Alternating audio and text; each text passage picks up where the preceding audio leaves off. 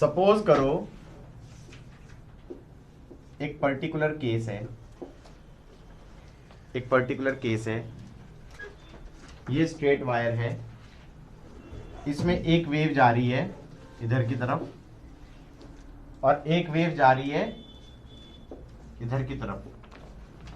इसका amplitude A1 है, इसका एम्पलीट्यूड A2 है। अब देखो स्टैंडिंग वेव की अगर तुमने नोटिस किया हो तो स्टैंडिंग वेव की कंडीशन क्या थी? Same amplitude, opposite direction, same frequency. अब ये कुछ डिफरेंट है, इसमें हमने कहा different amplitude, opposite direction, same frequency. Standing wave की क्या थी? Same amplitude, opposite direction and same frequency. इसमें फ्रीक्वेंसी सेम है लेकिन एम्पलीट्यूड हमने डिफरेंट कर दिया।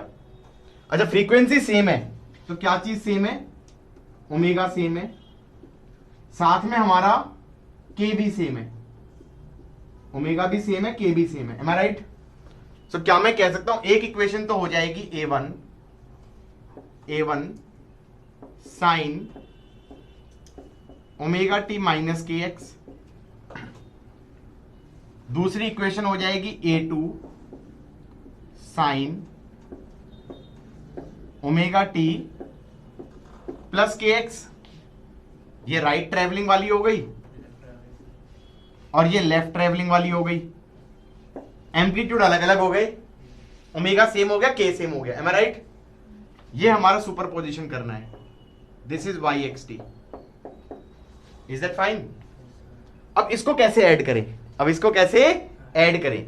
जब तक मैं इसे कराऊंगा नहीं तुम कर नहीं पाओगे इसे। ठीक है, समझ में आ रहा है? इट इज नॉट की एज इफ कि तुम्हारे दिमाग में अपने आप ही मतलब बिजली का कुछ वो होगा और तुम्हारा दिमाग चलने लग जाएगा और तुम्हारा अपने आप कर दोगे। The trick has to be known beforehand. ठीक है, सो हम ये कहेंगे, एक काम करते हैं, A1 sine omega T minus के एक्स, ये तो था ही। एक क्वांटिटी ऐड और सब्ट्रैक्ट कर देते हैं, इसमें ऐड कर देते हैं A1 sine omega t plus k x. ये क्वांटिटी नहीं थी, ये क्वांटिटी जबरदस्ती ऐड कर दी, क्योंकि मैथमेटिकली अब मैं कह सकता हूं इन दोनों का सम क्या बन जाएगा? Standing wave.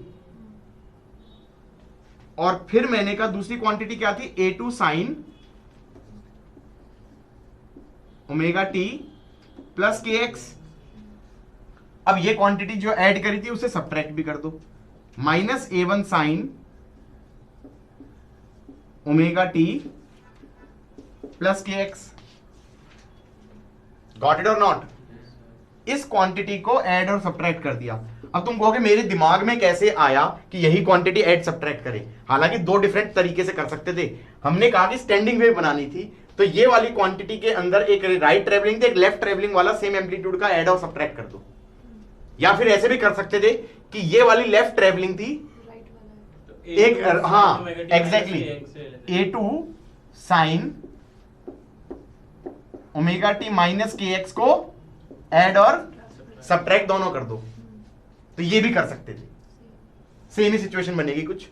अब मैं कह सकता हूं ऐसा करने के बाद जो ये वाली क्वांटिटी है ये तो हो गई स्टैंडिंग वेव, और इन दोनों क्वांटिटीज को जोड़ सकता हूं मैं क्योंकि ये वाली चीज तो सेम है ना। तो ये ओवरऑल क्या बन गई? Travelling wave. ये तो ट्रेवलिंग वेव हो गई और ये स्टैंडिंग वेव हो गई। सो इसका मतलब इस केस में जो बनेगा वो स्टैंडिंग वेव और ट्रेवलिंग वेव के दोनों के कंपोनेंट्स, दोनों की प्रॉपर्टीज दिखाएगा। You are getting my point और नॉट? कि हम कह सकते हैं ये बन गया 2A1 cos kx sin omega t plus A2 minus A1 sine omega t plus k x. Is that fine? ये बन जाएगा 2a1 cos kx sin omega t, इन दो को ऐड करने पे, और a2 minus a1 sin omega t plus kx। ये हो गया स्टैंडिंग वेव और ये हो गया ट्रेवलिंग वेव। ठीक है, अब ये सोचो कि x इक्वल टू 0 पे क्या है? एंटीनोड। ये वाली चीज का, इस वाली चीज का एंटीनोड है। एंटीनोड कहां पे होगा हमारा? x इक्वल टू 0 पे होगा। तो x इक्वल टू 0 पे इसका एम्पलीट्यूड कितना हो जाएगा? 2a1। और फिर अगला फिर नोड आएगा। नोड कहां पे आएगा? x equal to lambda by 4 पे। इसका एम्पलीट्यूड कितना हो जाएगा? 0। इसका एम्पलीट्यूड 0 हो जाएगा। लेकिन ये वाली जो वेव है, ये क्या कहेगी? हर पॉइंट का एम्पलीट्यूड कितना होना चाहिए? a2 minus a1। तो नोड वाले पॉइंट पे एक्चुअली में एम्पलीट्यूड कितना हो जाएगा? a2 माइनस a1 का मॉड। वैसे मैंने डायग्राम में a1 बड़ा दिखाया था, a2 छोटा दिखाया था, तो ये भी कह सकते हो कि this is like a1 minus a2। Am I right? और यहां पे क्या हो जाएगा? एंटी नोड पे स्टैंडिंग का एम्पलीट्यूड तो हो गया 2a1, और उस वाले का कितना हो गया? a2 minus a1। तो इसका मतलब यहां पर एम्पलीट्यूड कितना हो जाएगा? a1 plus a2। अब तुम सोचो, मैंने जब स्टैंडिंग वेव पढ़ा रहा हूंगा तो मैंने बहुत स्मार्टली ये कहा था कि नोड होता है जहां पर एम्पलीट्यूड एक्चुअली क्या होता है? नोड होता है जहां पर मिनिमम होता है। मैंने 0 नहीं बोला था, मिनिमम होता है। और जब स्टैंडिंग वेव में मैं पढ़ा रहा था कि एंटी नोड होता है जहां पे एम्पलीट्यूड मैक्सिमम होता है। वो ये केस हो गया। समझ में आ रहा है नहीं आ रहा है? बट सर यहाँ तो आपने बोला हम लोग स्टैंडिंग वेव और ट्रैवलिंग वेव दोनों का ही बन रहा है। तो एक्चुअली में मतलब आइडिया बीइंग कि असलियत में यही होता है। तुम कहोगे असलियत में ऐसा क्यों होता है? भाई हमने कैसे बनाए थे वेव्स, अगर याद करेंगे, ये वायर था और मैंने कहा था एक वेव यहां से भेज दो। रियल लाइफ में ऐसा ही कुछ बनता है। ये वेव इधर जा रही है और इसका एम्पलीट्यूड है सपोज a1। तो जब ये सपोर्ट से रिफ्लेक्ट होके आती है ना, तो सेम एम्पलीट्यूड नहीं आता, क्योंकि वहां पर कुछ एनर्जी डिसिपेट हो जाती है। वो परफेक्ट नोड नहीं होता होगा, वो पॉइंट हिल जाता होगा। समझ में आ रहा है नहीं आ रहा है? तो इसका मतलब एम्पलीट्यूड कम हो जाता है। तो असली लाइफ में तो क्या होता है? हमेशा यही केस बनता है कि एक राइट ट्रेवलिंग हो गई a1 वाली, एक लेफ्ट ट्रेवलिंग हो गई a2 वाली। तो टेक्निकली जहां पे नोड होगा वहां पे एम्पलीट्यूड हो जाएगा a1, नोड होगा वहां पे a1 माइनस a2, और जहां पर एंटी नोड होगा वहां पर a1 प्लस a2।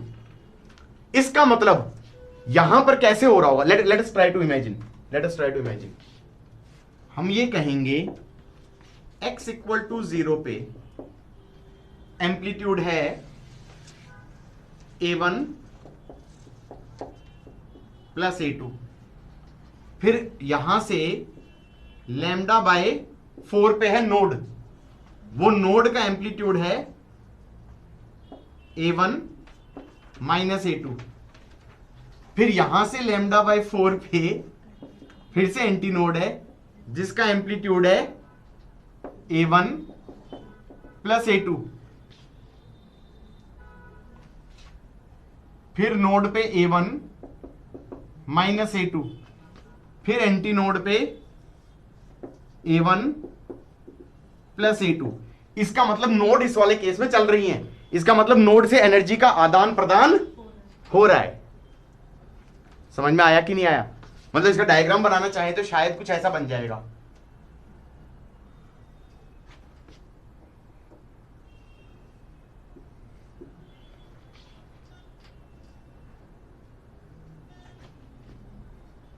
वो स्टैंडिंग वेव में लूप से नहीं बनाते थे, वो ऐसे से बनाने पड़ेंगे। इवन द नोड वाला points are going to move and the antinodes वाला points are going to move more. समझ में आ गया कि नहीं आ गया? पक्का? So this is the real case, this is the real case, this is the actual case जो होता है।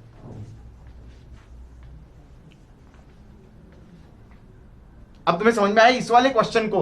ऐसा कोई कभी कोई क्वेश्चन आ जाए कि ट्रेवलिंग और जो एक सेकंड डिफरेंट एम्पलीट्यूड का अपोजिट डायरेक्शन में जाते हुए सेम फ्रीक्वेंसी का सुपरपोजिशन कर दें, तो you should realise it's a superposition of sort of standing plus travelling. एक टर्म को प्लस माइनस करके ऐड कर देना, ये चीज पहले से पता होगी तभी कर पाओगे, अदरवाइज नहीं होगा। And location of nodes anti nodes कैसे निकाल लोगे? जो स्टैंडिंग वाला कंपोनेंट है उसके नोड्स एंटी नोड्स निकालो, लेकिन वो एम्पलीट्यूड अकेला 2a1 नहीं होएगा, फिर 2a1 plus a2 minus a1 होगा एंटी नोड का, और नोड का हो जाएगा ये वाला 0, तो a2 माइनस a1 का मॉड, वो ट्रेवलिंग वाला हो गया। गॉट इट और not? We are done with this topic, we are done with this topic. Sir इसको कुछ स्पेशल नेम होता है क्या इसका? This is just a case. This is just a case. Let us say this is a question. Let us say this is a question. Somewhere or the other you will encounter such kind of question कि at the fixed point a part is reflected or whatever, and then what would happen?